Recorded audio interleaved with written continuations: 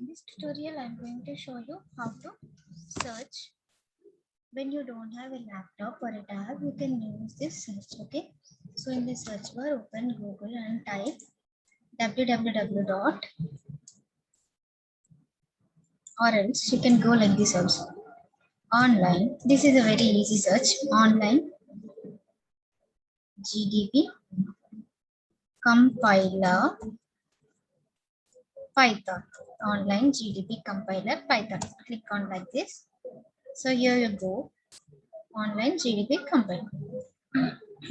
So here it is like this. So here you can see the language option, right? So in that language, by defaultly sometimes you will get C like this. So this is wrong when you are entering a Python program. So you should go to the language and enter there as select Python 3. So this is how it works.